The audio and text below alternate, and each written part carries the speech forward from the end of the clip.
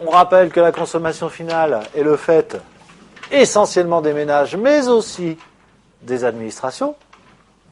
Donc, la production des administrations est considérée en partie comme de la consommation finale. C'est ça que ça veut dire. Deuxièmement, la consommation est le temps fort de l'activité économique. C'est même un peu plus... Je force un peu plus le trait que ce que j'ai écrit. Ce n'est pas un temps fort, c'est le temps fort de l'activité économique, puisque c'est le principal débouché de la production, je vous rappelle. Le revenu, alors, individuel, mais aussi collectif, au niveau macroéconomique, est le principal déterminant du volume de la consommation. On distingue la relation qu'il peut y avoir entre revenu et consommation à court terme et la relation entre revenu et consommation à long terme. Ce qui suppose deux fonctions de consommation, une fonction de consommation à court terme et une fonction de consommation à long terme.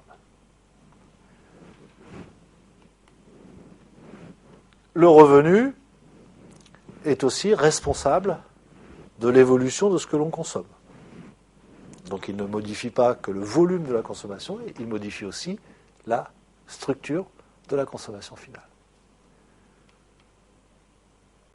Alors voyons l'évolution de la structure de consommation maintenant, puisqu'on a dit que le niveau de revenu, il avait une influence sur le volume global de la consommation et il avait une influence sur sa structure. Donc voyons comment la structure de consommation évolue avec le revenu.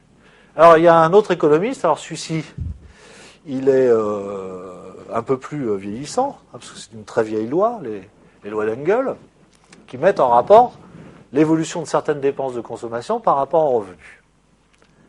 Alors, première loi d'Engel, la part des consommations alimentaires, donc c'est en pourcentage, on est bien d'accord, la part dans le revenu, diminue avec la hausse du revenu.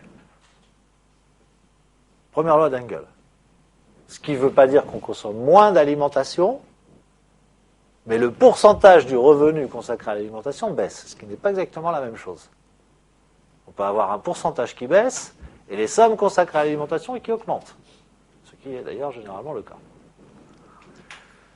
Deuxième loi d'Engel, la part consacrée aux vêtements d'une part et au logement d'autre part reste constante avec l'augmentation du revenu. 20%. Mettons que je gagne 2000 ou que je gagne 5000, je consacrerai 20% de mon revenu ou de mon budget de consommation aux dépenses vestimentaires et de logement. Enfin, troisième loi d'Engel, la part des consommations de biens de civilisation, c'est-à-dire tout le reste, croît plus vite que celle du revenu. Donc si j'ai un revenu qui augmente de 20%, il est logique, par exemple, que mes consommations d'automobile augmentent de 25%. Alors c'est très utile ça pour, effectivement, les économistes qui travaillent sur le devenir des secteurs, notamment là je vous parle de l'automobile, parce que quand on est sur ce type de dépenses, de biens de civilisation, on peut évidemment prévoir des augmentations de chiffres et de volume d'affaires. Autre chose à bien connaître, qu'on a déjà vu d'ailleurs, dont on a déjà vu avec précision le fonctionnement, l'élasticité des différentes consommations par rapport aux revenus.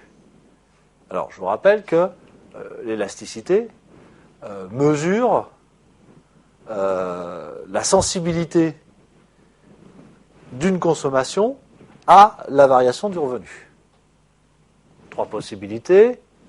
Si le revenu augmente, la consommation diminue en pourcentage. Si le revenu augmente, la consommation reste stable en pourcentage. Et, troisième cas de figure, si le revenu augmente, la consommation augmente en pourcentage. Alors voilà les trois possibilités qu'on peut avoir. Et donc, l'élasticité, elle va mesurer précisément dans quel cas on se trouve. Alors, rappel sur l'élasticité revenu, donc l'élasticité de la consommation finale par rapport au revenu. Donc voilà la formule. Élasticité de la demande ou de la consommation, ça revient au même par rapport au revenu. Et donc c'est la variation de la demande d'un bien en pourcentage sur la variation du revenu en pourcentage. D'accord ? Il manque le petit symbole de variation qui n'est pas apparu sur le slide, mais c'est variation de la demande d'un bien en pourcentage sur variation du revenu en pourcentage.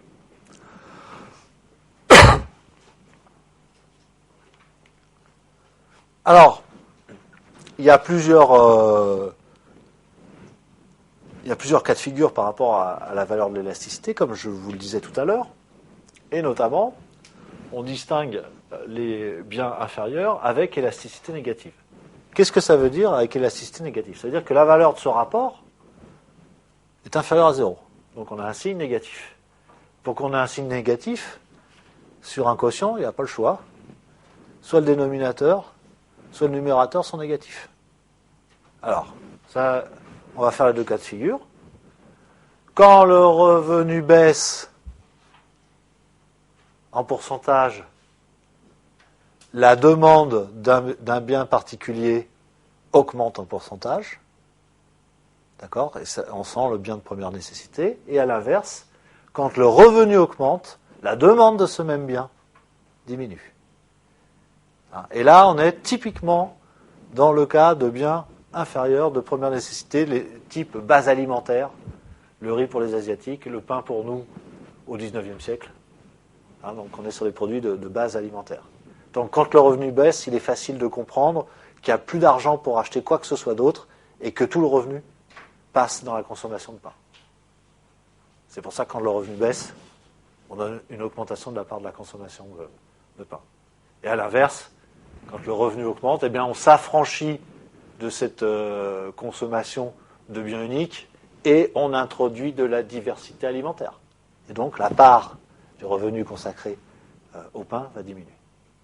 Donc c'est totalement typique de ce qu'on appelle des biens inférieurs. Alors les biens normaux, donc vous avez compris la typologie, biens inférieurs, biens normaux et biens supérieurs. Donc les biens normaux, c'est ceux qui ça désigne d'ailleurs une grande majorité de produits, l'élasticité est comprise entre 0 et 1, c'est-à-dire qu'ils augmentent avec leurs revenus, la consommation de ces biens augmente avec leurs revenus, mais moins vite. C'est ce que signifie inférieur à 1. Donc, si le revenu augmente de 10%, par exemple, la consommation d'un tel type de bien va augmenter de 5 ou 7%. Et puis, donc, le cas des biens supérieurs. Alors là, l'élasticité est supérieure à 1. Par exemple, 2, qui est, vous me l'accorderez, supérieur à 1. Et donc, si notre rapport est égal à 2, qu'est-ce qui donne 2 avec un numérateur et un dénominateur ? Eh bien, par exemple, 2 sur 1, ça veut dire que quand j'ai une variation de 1% du revenu, j'ai une variation de 2% de la consommation. Donc, la consommation augmente plus vite que le revenu. Et je suis dans le cas d'un bien supérieur.